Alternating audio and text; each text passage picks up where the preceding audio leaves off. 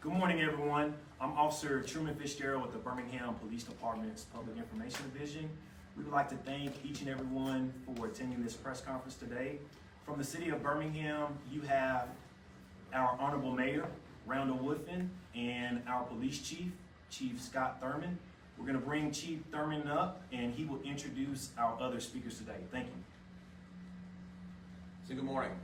To my right, I have the Honorable Mayor Randall Woodfin. I have Frank Bearfield, who's the chairman of Crime Stoppers Metro Alabama. I have Maria Davis with FBI Birmingham Field Division, and I have Deputy Chief Jeff Brown over the Investigative Bureau for the Birmingham Police Department. To my left, I have Carlton Peoples, who is the Special Agent in charge of FBI Birmingham Field Office. And I have Assistant Special Agent in charge, James Deloach. So I want to bring a little bit of an update to the mass shooting that occurred in Birmingham on Saturday at approximately 11 p.m. We are still sifting through Crime Stoppers tips. We have received a significant number of those. We encourage the public to continue to share that information with Birmingham Police Department. Our federal partners have been a tremendous help so far in working through a lot of the information and evidence that we have recovered. 12 of the victims that were injured have been released from the hospital. There are still 5 that are currently in the hospital as of today. Our detectives have been out really since this occurred, working through the night and just talking to different people, gathering information.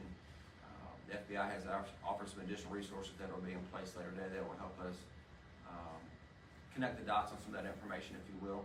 We're still receiving some surveillance video and other things as well. So really want to highlight some rewards that have been put in place. And so I'll let those individuals speak about that. So I'll let Special Agent in charge, Carlton Peoples from the FBI, speak about what the FBI has put in place to assist the city of Birmingham in this particular case. Thank you, Chief, and good morning to everyone. As mentioned earlier, my name is Carlton Peoples. I'm the Special Agent in charge of FBI Birmingham. First and foremost, our thoughts and prayers go out to the victims and their families as a result of this senseless act of violence.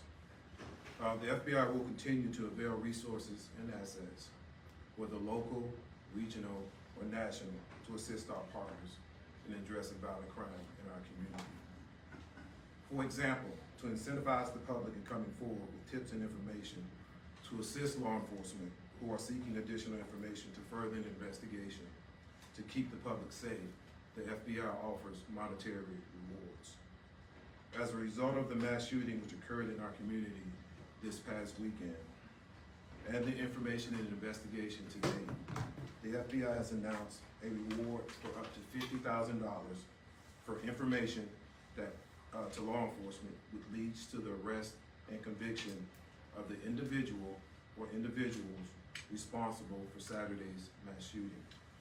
If you, I want to repeat that, if you or you know someone who has information about those involved in Saturday's mass shooting, know that you can remain anonymous.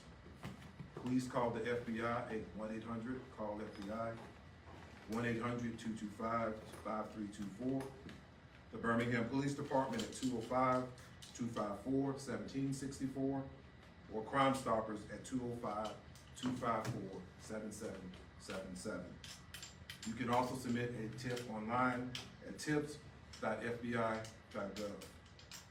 We will continue focusing on sharing intelligence and investigative resources with our local, state, and federal partners, as well as building effective relationships with the community that we are sworn to protect.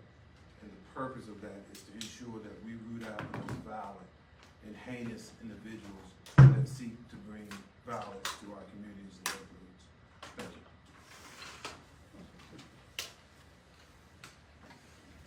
Good morning, I'm Frank Bearfield, Chairman of Crime Stoppers in Metro Alabama. And previous to today, the largest reward we had ever offered is $25,000, which was for the cupcake matter that I'm sure some of you remember that. And we were very glad to pay that reward out. Today, we'll be offering $50,000 for any information that helps us solve this crime. They don't have to be convicted, they don't have to go to court, you don't have to do anything. You remain totally anonymous, And if you give us information that leads to identifying the persons responsible for this, or the solving of this crime, you're gonna get paid a great reward. It's a life-changing reward, and you're totally anonymous, $50,000.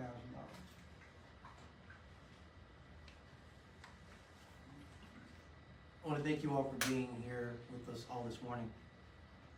A couple things I want to do. One, I want to start with a thank you. It is a thank you to what this continued effort of partnership. One, to the FBI for not just leading in with the investigation, but sharing with and presenting to our community additional resources in the form of an actual award up to $50,000 that will lead to an arrest and conviction from the FBI. You were listening to Frank. I also want to thank Crime Stoppers as well. Theirs has a twist. It is to provide simple information that can lead to an arrest, as well as you can remain anonymous. I want to stress that you can remain anonymous. It is critically important that as a community we come together in this moment. I'm reminded that standing in this room I've presented before in front of many of you all, and there was an outpouring that was not only a collective holding our breath, but I remember community action with the kidnapping of Cupcake McKinney. This requires one of those same type of moments when you have 22 citizens, 22 residents, 22 community members who have been shot in our community, or 4 unfortunately have lost their lives. We, the community, have to step up. That whole village approach that we saw, the unfortunate results, but we saw in real time. We saw the PSAs from the media. We saw community members coming forward, not only with information, but wanting to put on their own cape. This requires one of those moments. Because as a community, we cannot give safe harbor or shelter to people who want to just simply kill people. We can't give them cover. They should not feel safe in our community. They should not feel safe anywhere. And so you've heard it here. From 2 of our partners, you can receive up to $100,000 if you have credible information that leads to one, an arrest, and the other, an actual conviction. It's your time to step up, and we need you. A couple other things I want to state. As Chief has mentioned, several of our victims have been discharged. As I mentioned yesterday, this type of incident, this mass shooting, has a heavy toll on community as a whole, but nothing more harmful to than the emotional and physical pain of these actual victims. And so I've had a chance to speak to several of them, including some of their parents. One of our victims was simply in line with his friends, celebrating his birthday. It was September 18th. His mom mentioned to me that they usually go out of town for his birthday, but he decided to celebrate his birthday here. Talked to another victim and her mother. And the mother was as emotional as her daughter as she should be. But a simple request of the emotional toll this has had on her daughter's life, and if there are any available resources for counseling. I want you all to imagine the other 20 victims, where 4 of them, their families have to pick up the pieces because I or their family can't talk to them. And the other victims as well, who are some still in the hospital and some who have been discharged. If there ever was a time for us to come together as a community, this is the moment. But I want to make myself very clear on what the priority is. It is to hunt down, capture, arrest, and convict the people who are responsible for this mass shooting. You see, it's easy to see people in a line who most likely are unarmed, because to enter a club, you can't have a weapon on you. And so on one hand, as heinous as this was, it was also one of the most cowardly things we've also seen. They're cowards. And I think we're at a point where we can take people who don't care about lives, have a reckless disregard for lives, and also adding that they're cowards to do this in the way they did off the streets.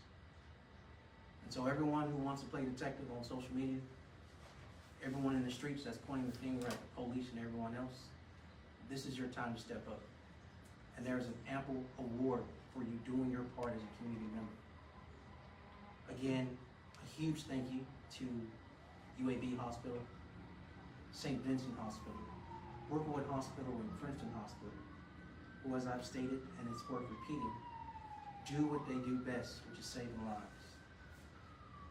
The pain and hurt that existed at some of these waiting rooms, where hundreds of scores of people, family members, waiting in the emergency room lobby area, not knowing which hospital their child was in, wondering the result of their child. None of us should have to live with that. But we can make them whole. Sheriff, come on up, sir.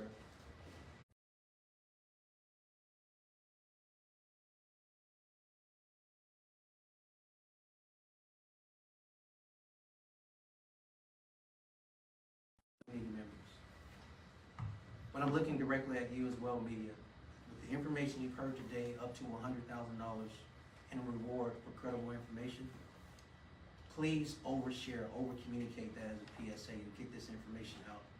I remember what you did for Cupcake McKinney. We need that same type of energy from you for these 22 victims.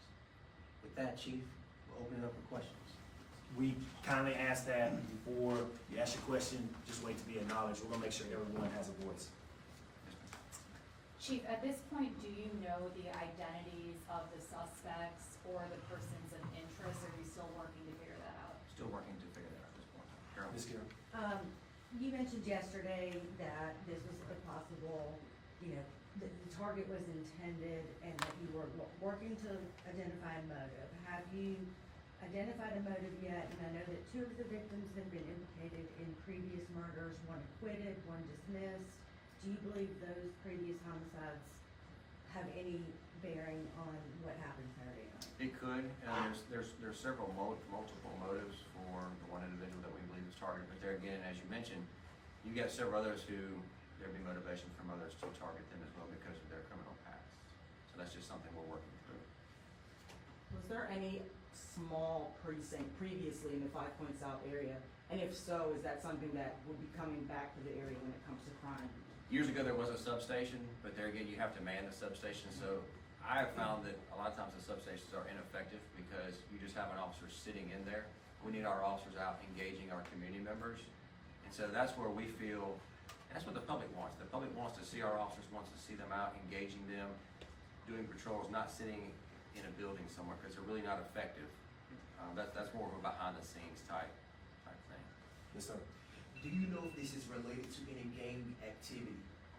We don't know that. That's one of the things we're working through, just looking at it. I mean, it's something we're looking at, but I can't give you an answer right now. John? Officer Fitzgerald, you mentioned this weekend this being an issue of culture, not criminality. Could you expound on that? And if it is an issue of culture, how do you change that and how long does that take? Well, I just want to echo the words of Chief Thurman. And as we've always stated, as a department, what we're seeing is when individuals get upset with their fellow brother or sister, they choose firearms to settle that argument. And I think culture versus criminality has more to do with what we're seeing is because the first thing people go to when they're upset is the handgun. And that is a culture. And when people ask Chief Thurman for a solution, it's difficult to change the culture. That takes a community, not just the police department. Chief, can you elaborate on why you believe these suspects were hired to carry out this murder? There's just motivation from, as Carol mentioned, that some of the individuals that were killed have extensive criminal histories. Because of that, there's oftentimes motivation from others, and there's people who are willing to pay to have them killed, and so that's part of it. Yes, sir. Chief, can you talk about the illegal switch and how much of a problem that is for the department? It is. It's a huge problem. We're looking at whether the switch was used in this particular case, or was this an assault rifle that was fully automatic, or some other type of weapon. Fully automatic weapons do not, as the mayor said, they do not belong on the streets of Birmingham or on the streets of the United States of America. And so it's very problematic today. They cause a lot of carnage really, really fast. And so it's just a big problem. You know, we're working with our federal partners, ATF, U.S. Attorney's Office, and others to help make arrests, and they have indicted numerous people. We currently have a campaign called Flip the Switch, and that's where people can call Crime Stoppers, remain anonymous, and give the information about people who possess them or are manufacturing them. We've also spoken with our state representatives about, and they have already pre-filed about having Glock switch legislation at the state level in Alabama. That's something that will be heard in the session that will come up in February of 2025. So we're working towards doing more with that, but law enforcement has to have those tools in place. And what is your, Go ahead. and what is your message to the suspects that are still out there? And we're gonna hunt you down and we're gonna arrest you, 100%. Scott? Chief, last night there was a homicide in South Eastlake community. There was also 2 other people shot. We were told last night that there possibly could be a connection between the mass shooting and that homicide. Do you have any update for us on that front? So at this point in time, we don't have any information to suggest that it's connected. There are some other factors there in that particular case that we're looking to, but at this point in time, as directly related or retaliation for the mass shooting, no. Tristan? Have you been able to interview all the victims? I know you said 5 are still in the hospital. Has that been something you've been able to talk to these individuals Well, about? some of them, because of the condition they're in, they're not able to be interviewed. So that's part of the hard thing that we're trying to work through right now. Julie? I know you said some of these victims had criminal past. Did all 4 dead victims have a criminal past or criminal history? No, I don't think all 4 did, no. Ms. Amy? Has your investigation determined which of the 4 victims was the intended target? I'm not gonna release that information at this time. Yes, sir. Chief, some citizens are afraid of retaliation. So what is your message to those citizens due to Facebook posts saying that certain members in the community will retaliate because of the mass shooting? Here's the kind of unfortunate side of it. There were some individuals that we kind of talked about a few minutes ago that had criminal past. If you're not in that criminal game or in that criminal circle, you probably don't have anything to worry about. Just quite, you know, there were some innocent victims we know that were injured at the mass shooting, but the crux of the people who were targeted had criminal histories, and unfortunately, being in that lifestyle, you know, that culture and things, unfortunately, ended in their demise. Do you think there was 1 targeted victim or 2 targeted victims? That's something we're working through to determine right now. Question, does anyone have any questions for our partners who've offered $50,000 in reward money? Yes, sir, Tristan. And just direct your question to either Special Agent in Charge Carlton Peoples or Chairman Frank Bearfield. Chairman Bearfield, we spoke a little bit, and the mayor said there's been several people that have come forward with tips. Can you highlight any more detail about what y'all have heard, or perhaps even the number, just to showcase how much of a community buy-in there's been on trying to solve this investigation? Ever since yesterday, there's been a tremendous number of tips, in excess of 50. And we expect more to be coming in. That 50 number is something that I got a few hours ago, so I'm sure there are quite a few more since then. And we're just trying to determine the ones that bear fruit. Special Agent Peoples, the FBI, you know, as we talked about earlier, stepped up big time with the cupcake case, and that seemed to work. What does the FBI look at when it offers a substantial reward like this? I think there's a number of factors that we look at, but right now it's about the impact and the effect that it's having on our communities for everyday citizens. And so we wanted to make sure that we partner in a way that shows that we are serious about our commitment to the city of Birmingham, our local and state and federal partners, and the communities that we're sworn to protect. And this is a way to do that. But it also is just another way. We are involved in our task force, Violent Crime and Gang Task Force, with Birmingham and local and state and federal partners as well. So this is just another avenue of impact, ensuring that we're all in with our partners. Scott, and then last questions. Chief Thurman, last night in 5 Points South, there was a significant police presence. Is there any plans to have police presence there moving forward, and some of the other nightlife entertainment districts like Lakeview or any other areas where we're going to see large crowds gathering on sidewalks in front of bars, restaurants, things like that? No more than normal. You know, we did have some significant increase in police throughout the summer. That worked pretty well. We transitioned to some other ways to address that at this point in time, so no increase. I mean, our officers are always out in those areas, you know, just because there's an influx of people going to the bars, the restaurants, the entertainment areas, so no more than normal. We're seeing similarities in incidences where people are driving up, shooting into idle places. Are we investigating this as maybe possibly one entity, gang related? Is that something we're looking at? There's just multiple factors or multiple motives, if you will, and we just have to work through those and determine which is most supported by facts and most viable. And so we just have to work through it. It just takes time when we're, you know what, I mean, we're not that far in this investigation. It just takes time to work through this. Even with all hands on deck from all of our partners, it just takes time to go through, you know, something of this magnitude to get through everything. Last question, Ms. Amy. Do you believe the suspects are still in the area? What assurances can you give to the public that it's safe to go out to these areas at night? Well, they're not, here's the thing. These weren't just people riding around just targeting random people. So there's not people riding around the city of Birmingham just shooting people just to be shooting people. That's not occurring. These were people who were targeted because of some of their involvement in the things they are involved in, the things they do day to day. That's why they were targeted. That's the bottom line. But just some clarification on that, I'm sorry, just to be clear, there were 21 people who were shot. So not all 21 people are believed to be linked to the one person that was. So there's collateral damage here. There is collateral damage, yes, 100%. All right, thank you, everyone.